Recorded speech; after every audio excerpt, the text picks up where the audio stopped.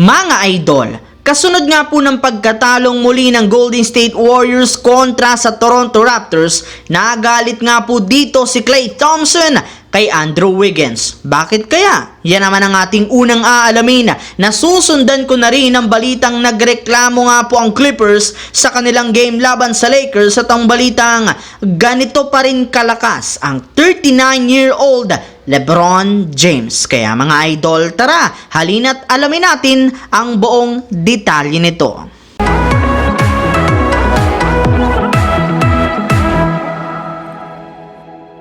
Matapos nga po mga idol na matalong muli ang Golden State Warriors sa kanilang game ngayong araw laban sa Toronto Raptors, bumagsak nga ulit ang Golden State Warriors bilang pang-11 sa standings ng Western Conference na merong hawak na record 17-19.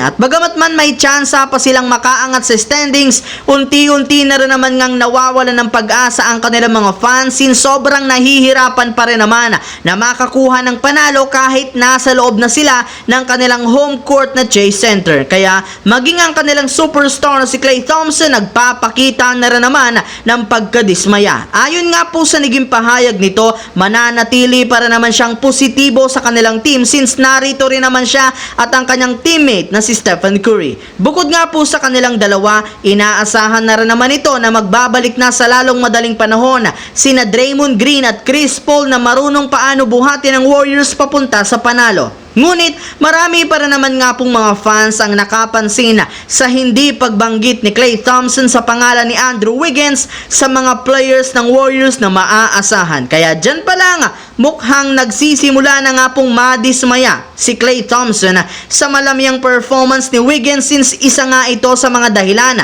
bakit hindi sila manalo-nalo sa kanilang mga laban. Samantala, dito naman tayo pumunta sa ating pangalawang storya sa balitang nagreklamo nga po ang Clippers sa kanilang game laban sa Lakers. Sa pagkatalo nga po mga idol ng Clippers sa kanilang laro ngayong araw, naputol na nga sa wakas ang kanilang hawak na 12-game win streak kapag kumpleto ang kanilang lineup. Maliban nga po dyan, bumagsak na rin naman sa 22-13 ang kanilang win-loss record sa Western Conference. At kasabay nga ng pagtatapos ng kanilang laro kontra sa Lakers, hindi na rin naman nga napigilan pa ng kanilang mga fans na magreklamo, gayong question nga po ng mga ito ang pagbangko nila kay Kawhi Leonard sa huling 3 minuto ng kanilang laro, gayong dapat nga naglalaro ito sa ganoong sitwasyon. Ito na rin naman ang mismong dahilan bakit napabayaan nila ang Lakers na makalamang at manalo pa. Subalit, ayon nga po mga idol sa naging rason ni Coach Ty Lue, desisyon niya nga po na tanggalin sa loob ng court si Kawhi sa huling 3 minuto since baka minute restriction nga ito plus meron pa nga silang back-to-back game bukas ng umaga laban naman sa Phoenix Suns. Habang dito naman tayo dumiretso sa ating huling pag-uusapan sa balitang ganito pa rin kalakas ang 39-year-old na LeBron James. Naputol nga po mga idol sa wakas ng Lakers ang kanilang 4-game lose streak matapos silang maipanalo ang kanilang game laban sa Clippers sa pangunguna ng 39-year-old superstar na si LeBron James na nakapagtala dito ng 25 points, 8 rebounds, 6 assists. Pero hindi lang naman nga simpleng performance ang ipinakita dito since siya lang naman ang nagbigay ng enerhiya at momentum sa kanilang team nang magkaroon siya ng kanyang sariling scoring run at ilang mga highlights play sa third quarter. Ika nga'y sa kabila nga po ng kanyang edad, parang bata para naman nga ang galawan nito. Ayon nga po sa iba, 39-year-old MVP na merong galaw na 19-year-old sa loob ng court since bukod nga sa katotohanan na kaya niya pang magtala ng malaking puntos,